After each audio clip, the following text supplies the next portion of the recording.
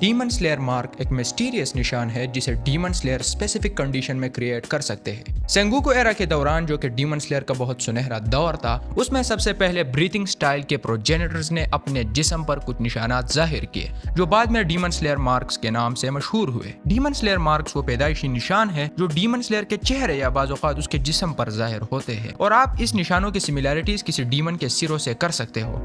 हर demon slayer के पास एक खास पैटर्न का मार्क होता है जो कि टोटली उसकी ब्रीथिंग स्टाइल से रिजेम्बलेंस रखती है। ये मार्क तभी अपीयर होता है जब कोई swordsman extremely life threatening conditions को सरवाइव कर पाए, और वो extreme condition 200 beats per minute का हार्ट रेट और 39 डिग्री सी का टेम्परेचर है। अगर कोई यूजर इन कंडीशन को सरवाइव कर पाता है तो वो इस मार्क को एक्टिवेट कर पाएगा। एक दूसरा तरीका जिससे यह मार्क एक्टिवेट हो सकता है वो ये है कि डीमन स्लेयर को किसी सन ब्रीथिंग या टेक्निक के यूजर के साथ लिंक में होना चाहिए।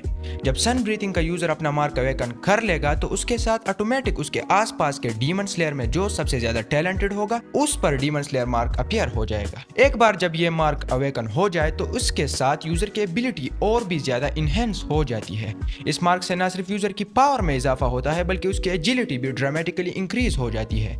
डीमन स्लेयर मार्क के यूजर अपने सोर्ड्स को ब्राइट रेड नेजरेंट सोर्ड्स में चेंज करने की एबिलिटी रखते हैं, और ये सोर्ड्स किसी डीमन के रीजनरेशन की एबिलिटी को एक खास वक्त तक बेकार बना देते हैं। जिन लोगों ने इस मार्क को अवेकन किया है उनको एक नई एबिलिटी मिली है जिसका नाम है द ट्रांसपेरेंट वर्ल्ड। इस एबिलिटी के जरिए यूजर अपने ओपोनेंट्स के ब्लड फ्लो और उसके साथ उनके मसल और जॉइंट मूवमेंट्स को देख सकता है और उनके अटैक्स को प्रेडिक्ट भी कर सकता है। हाँ, इस एबिलिटी से तो यूजर पावरफुल बन जाता है, लेकिन इसकी एक कीमत भी अदा करनी पड़ती है।